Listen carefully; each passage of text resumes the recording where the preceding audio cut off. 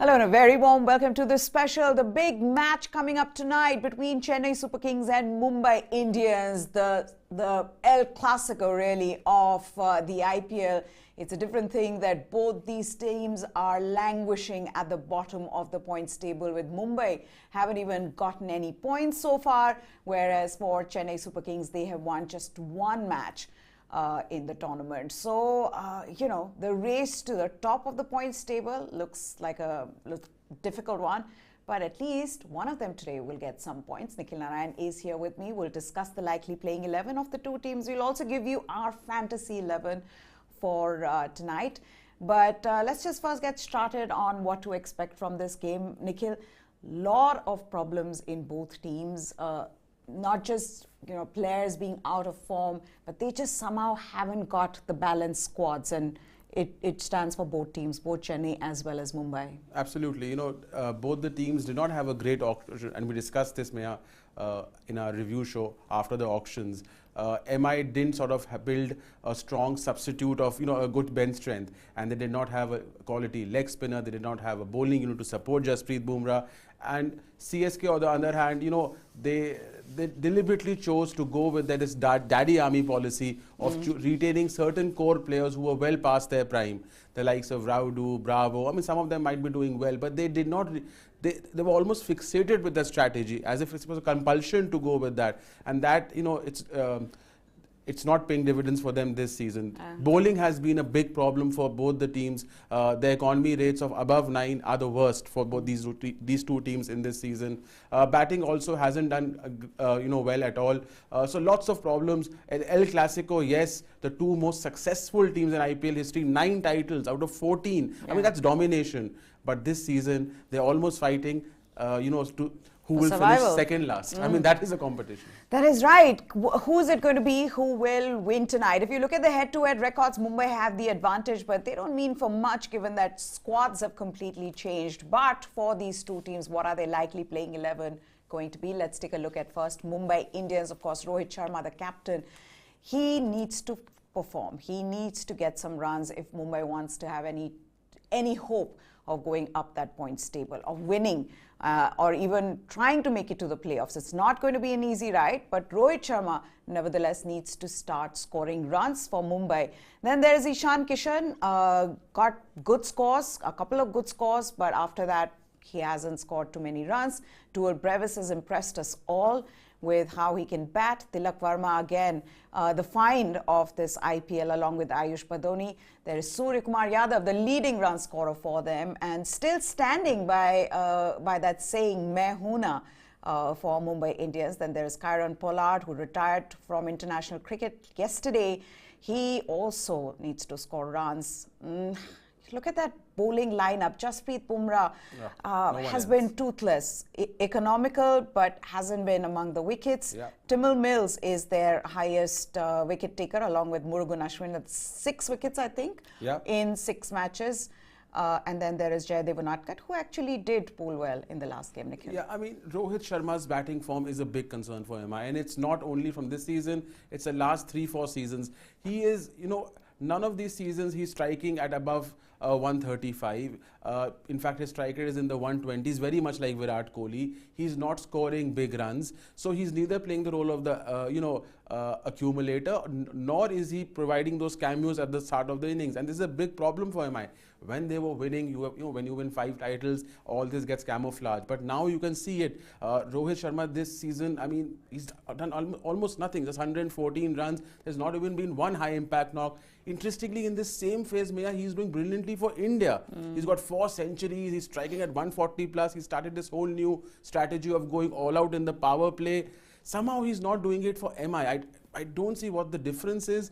Rohit Sharma, the T20 batsman, is amongst the best in the world, but Rohit Sharma, the MI batsman, is going down spiral, and is going down spiral very quickly. It's a big problem. He needs to rediscover himself at the top of the order. I think it's a mental thing. Maybe it's exhaustion. I don't know what it is. Maybe there's too much cricket, because it's not ability, of course. He's one of the most talented batsmen in the world. So I also feel not just with their batting, their bowling has struggled as well. I mean, clearly the kind of strategy they had going into the auction for their bowling as well. And they've been known for having a good bowling attack in the past. Yes, you have Jasprit Bumrah, but it's Timil Mills who's getting you the wickets. He's been expensive on his own.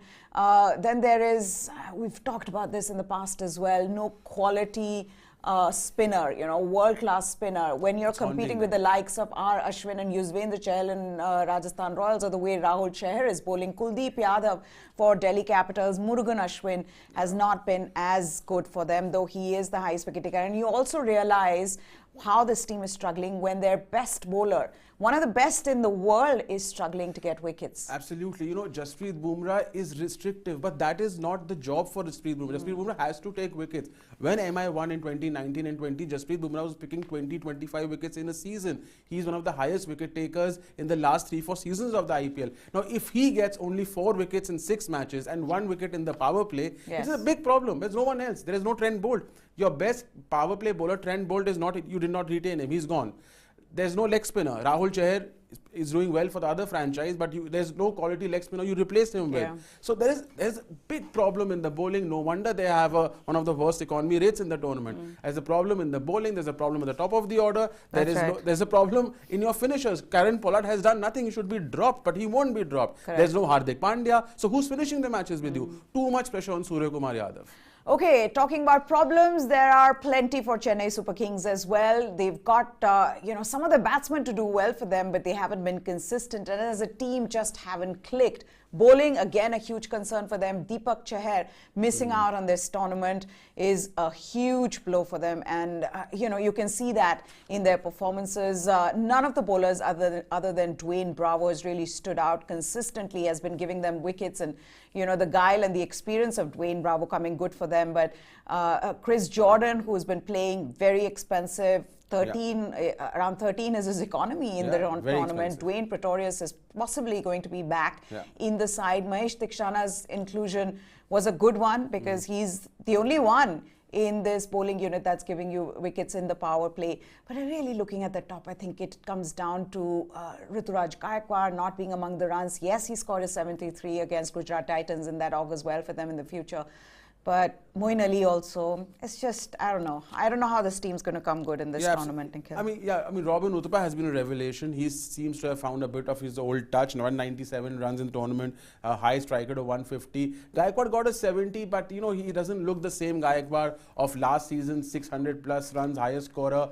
Moeen Ali has been able to repeat his, performance from a brilliant all-rounder. Last season, he was, providing those cameos at number 3, picking wickets, very restrictive. He hasn't repeated that from last edition. Raidu, I said, this old core, I think needs to be replaced. Jadeja hasn't fired me up, big loss. He's, he's not picking wickets. He's bowling at conceding 8 per over. And Jadeja, the finisher. That was so crucial for CSK. He was striking at 200 last season. This year his strike rate is 125. So Jadeja, the finisher, somehow is maybe this burden of captaincy, fitting into MS Dhoni's shoes it will take your toll, because MS Dhoni is not an easy man to replace. And maybe Jadeja feels the pressure that he's doing too many things, and therefore his primary occupation of being restrictive and the new avatar of hitting, it's missing now. Yes, so far for both these teams, things haven't been easy, but will they get better today? At least one of these teams will get some points tonight. Who will it be? Will it be Chennai Super Kings, or will it be the most successful team in the tournament, Mumbai Indians? We'll get you our Fantasy 11 now before we go any further. Now remember, this comes with a certain amount of risk, as you may know. So do play cautiously and do exercise that caution. Let's start then with our Fantasy 11. The first name on that sheet, the captain, he has to be Suryakumar Yadav, has been the standout performer. If you see these two teams, he's been the best batsman. By far, I think he's the best batsman in India currently. He's the highest scorer for MI, 200 runs at a strike rate of 154. He has a strike rate of 165 for India. Just when he comes out, he commands respect, and the opposition is scared. Suryakumar Yadav can make the impossible possible. He's just absolutely brilliant at number 4. He comes in, he can anchor the innings, he can accelerate. At any given point, he is a finisher. Suryakumar Yadav is by far not only MI's best batsman. I'm saying he is by far, I think, he's one of the best limited overs batsmen in the world in the middle order right now. That's right. And, a lot will be dependent on him since others around him are not getting the scores consistently. But who is number 2 on that list? It is Ruturaj Gaikwad.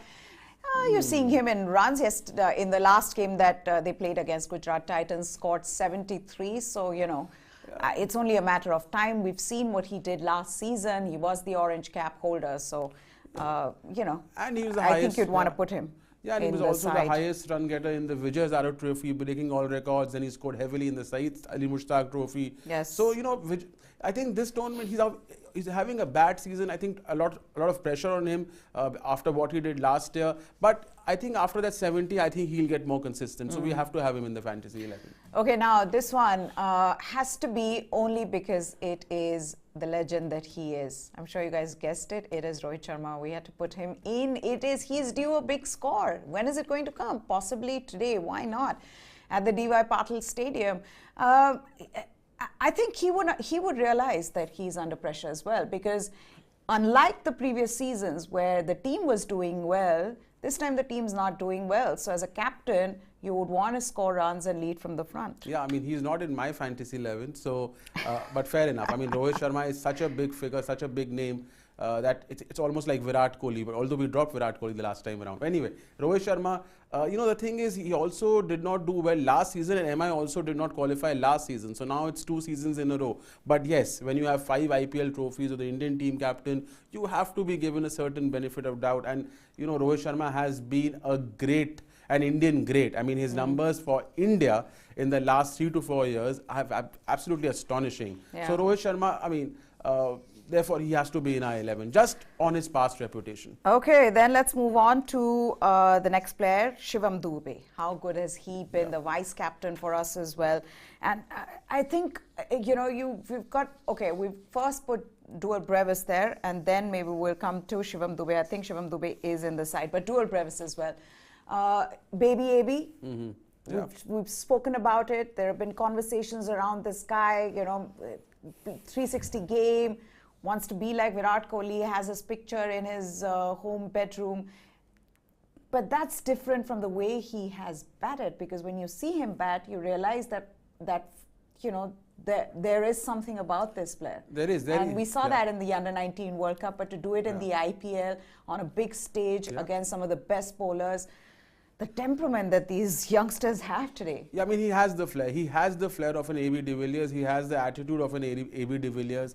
He hasn't scored, a 50 yet, not a big score yet, Meha. But, even with that 40 he scored the other day, he's shown glimpses of what the future would be. I think he would be one of the superstars in the years to come. He's already striking at 170 plus in this IPL. I think, this guy is going to be, one of the greatest batsmen to, play the game 10 years from now. That's how talented he is. Okay, then next up is Robin Uttapa playing his 200th IPL game today. What is he going to do today? Robin Uttapa has been playing with the freedom that players sometimes dream of. He's spoken about this at times, about how he struggled with mental problems, etc. But now he's just going out there and enjoying his game. And you can see that in the way he's batting. Some of the scores there, some of his batting, some of the shots have been truly wonderful to watch. Yeah, I mean, it's reminding me of the, Robin Uttapa of the early 2010s. Remember, he had got the orange cap in an IPL season also. He was, in fact, one of India's most prolific T20 batsmen before being dropped. Robin Uttapa has found some of that old touch. He scored 197. For me, the strike rate, stands out, 150 plus. So he is providing. He has been the Mr. Consistent for CSK at the top of the order when Ruturaj Gaikwad has failed this year. That's right. And he's keeping them, I mean, whatever they haven't achieved much, but whatever they've done so far, he is the linchpin in the batting. Yes. So, Robin Uttapa has been a revelation this year, and it's good to see someone like Uttapa, score runs and do so consistently at top of the order. And the last time he played against RCB, which was here at the D.Y. Patil Stadium, he scored 88, which included some 9 sixes. So you can expect some fireworks from Robin Uttapa. But who's next on that list of Fantasy 11? It is Shivam Dube, the leading scorer for Chennai Super Kings. And to see him bat like that, it's wonderful to watch, but it's also somewhat surprising. We've seen him in the IPL, but to get to a 95, did you ever think that batting was superb? Yeah, I mean, Shivam Dube, when he was playing for the Royals, they always said he had the talent, but it never sort of surfaced.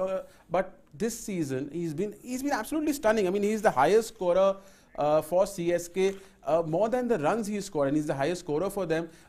It's a strike rate at which he's scoring. I mean, he's striking at 170 plus, which is absolutely stunning. 250s in the tournament, batting in the middle order, lower middle order, producing those cameos. I mean, he's looking a class apart, and which I didn't expect Shivam Dube to be. It's really surprising, but it just shows that he has it, and he has the talent, he has the temperament, and probably a change in franchise is doing wonders for him. Okay, then move on to Tilak Varma, who I believe is one of the finds of this tournament. I mean, this Hyderabad batter just been consistent. He's been holding that middle order together for Mumbai Indians. I don't know, it would have collapsed without Tilak Varma. And to see that he's this youngster who's doing this around some of the most experienced batsmen. Wonderful to watch again. Absolutely, Brevis and Varma, these youngsters have, at least kept the Mumbai batting afloat. Otherwise, the likes of, Rohit Sharma, Ishan Kishan has been inconsistent, Aaron Pollard has failed. It's because of these two youngsters that MI have, in the few matches that they have at least put some score and some fight. Tilak Varma, 193 run strike, very high strike rate, close to 150, couple of 50s. And just his presence, he looks like he wants to dominate the bowling attack. Some of his shots, I mean, when he hits the ball, it reaches the fence like a tracer bullet, like Ravi Shastri would say. I mean, he is a very powerful striker of the ball, and I think he's someone to be reckoned with, at least in the T20 format. He's been the one scoring runs in the middle overs for Mumbai Indians. Things could have been worse had they not had someone like a Tilak Varma. Who would have thought? Okay, let's move on then. The next player on that list has to be the captain of Chennai Super Kings, Ravindra Jadeja. Now, hasn't been among the runs. He's got wickets, but so much more is expected out of Ravindra Jadeja, and I feel he knows it more than anybody else as well. If Chennai want to do well, Ravindra Jadeja needs to do well. And maybe today is his day. I'm hoping it is, because he is in my fantasy 11. Yeah, I mean, Jadeja is, the class and pedigree of this all-rounder. I mean, till just before the IPL started, we were all saying that he is the premier all-rounder in the world across formats, even better than Ben Stokes. I mean, imagine that. I mean, that is... so therefore, Jadeja hasn't fired. I think it's got to do with the fact that he's been made captain and he has to fill in the shoes of, MS Dhoni. That burden is a different burden altogether, Mehad. So therefore, he's picked 5 wickets in 6 matches. But for me, the disappointing thing has been his batting. He hasn't yet produced even one, high impact performance which has changed the complexion of the match in the lower order, like he did so consistently last year and the year before last. Okay, then let's talk about the next player. He has to be Dwayne Bravo, the leading wicket taker now. He is aging like fine wine.